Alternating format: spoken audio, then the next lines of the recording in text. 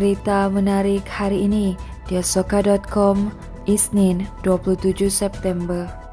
Baiklah, kita mulakan dengan perkembangan COVID-19 di Sabah, di mana selepas peningkatan lebih 1,000 kes COVID-19 malam, Sabah kembali mencatat penurunan di bawah 4 angka hari ini. Menteri Kerajaan Tempatan dan Perumahan Negeri Datuk Seri Masidi Manjun berkata, jangkitan menurun 327 kes kepada 751 kes hari ini berbanding 1,078 kes semalam. Beliau yang juga jurucakap perkembangan harian COVID-19 Sabah bagaimanapun berkata perubahan angka jangkitan yang direkodkan di setiap daerah masih tidak statik.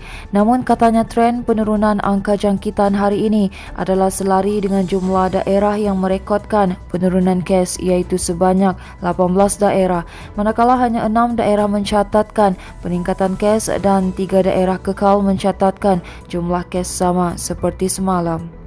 Sementara itu, kerajaan menyediakan 16 bilion ringgit untuk melaksanakan beberapa projek berkaitan usaha menangani kejadian banjir di seluruh negara sepanjang rancangan Malaysia ke-12 dan rancangan Malaysia ke-13. Perdana Menteri Datuk Seri Ismail Sabri Yaakob berkata ia merangkumi program tebatan banjir, pengurusan lembangan sungai bersepadu dan kawalan hakisan pantai serta program ramalan dan amaran banjir.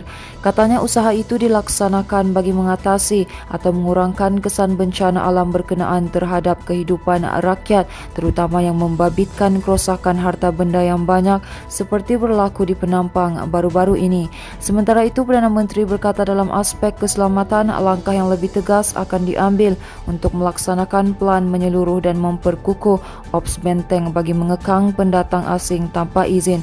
Katanya bagi negeri Sabah, usaha ke arah itu dapat ditingkatkan dengan siapnya kem tentera baharu di Felda Sahabat Lahad Datu, kem 5 Brigade di Kota Belud dan kem pasukan gerakan AMPGA di Beluran dalam tempoh rancangan Malaysia ke-12. Beliau berkata dasar industri pertahanan dan keselamatan negara juga akan diperkenal bagi menetapkan hala 7 industri tempatan berkaitan pertahanan dan keselamatan. Seterusnya, Polis Diraja Malaysia PDRM dan Kawasan Keselamatan Khas Pantai Timur Sabah Eskom sentiasa berada dalam keadaan bersiap siaga menjaga keselamatan Zon Selamat Timur Sabah S-Zone. Timbalan Ketua Polis Negara Datuk Seri Mazlan Lazim berkata, meninjau kepada laporan diterima kawasan Pantai Timur Sabah kini dilaporkan berada dalam keadaan tenang dan terkawal.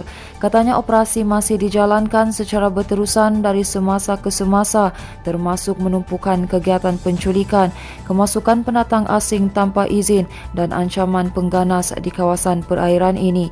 Mazlan berkata pihaknya berharap orang ramai juga membantu dengan menyalurkan maklumat kepada Eskom untuk memastikan mereka dapat melaksanakan tanggungjawab dengan berkesan. Katanya tanpa maklumat, pihak Eskom akan berdepan kesukaran untuk melaksanakan tanggungjawab dan tindakan sewajarnya dalam menjaga keselamatan Pantai Timur. Berita seterusnya, Pergerakan Pemuda UMNO Sabah turun padang membantu membersihkan dewan dan rumah penduduk Kampung Sugut Penampang Kelmarin yang dilanda banjir dan tanah runtuh dalam kejadian Rabu lalu. Ketua Pemuda UMNO Sabah Insinyur Abdul Aziz Julkarnain berkata, beliau bersama-sama Pemuda UMNO Penampang dan Kota Kinabalu serta beberapa badan bukan kerajaan NGO hadir ke kampung berkenaan untuk membantu mereka yang terjejas. Katanya ia bertujuan untuk meringankan bebanan yang terpaksa ditanggung penduduk kampung berkenaan selepas pasca banjir. Turut hadir Ketua Bahagian UMNO Penampang Datuk Muhammad Hasnul Ayub dan Ketua Wanita UMNO Penampang Nuraini Idris. Abdul Aziz berkata kerja-kerja pembersihan selepas pasca banjir ini perlu dilakukan kerana hampir keseluruhan rumah-rumah penduduk di kampung berkenaan dipenuhi lumpur akibat banjir yang berlaku minggu lalu. Sementara itu, tinjauan di asoka.com mendapati kebanyakan rumah penduduk bukan saja diselaputi lumpur, malah harta benda termasuk kenderaan milik penduduk turut rosak ditenggelami banjir lumpur. Malah ada juga jalan raya yang terputus disebabkan longgokan tanah dan pokok tumbang sehingga menyukarkan bantuan untuk disampaikan.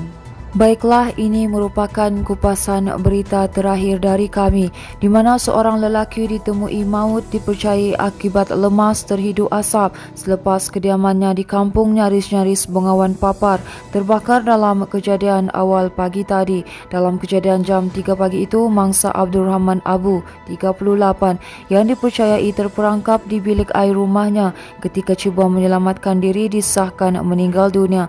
Menolong pengarah bahagian operasi Jabatan Bomba dan Penyelamat Malaysia JBPM Sabah, Penguasa Kanan Bomba 1 Misran Bisara berkata pihaknya menerima panggilan kecemasan pada jam 3.26 pagi. Katanya sepasukan 14 anggota dan pegawai bersama 2 jentera dari Balai Bomba dan Penyelamat Kimanis dan BBP Beaufort terus dikerah ke lokasi kejadian.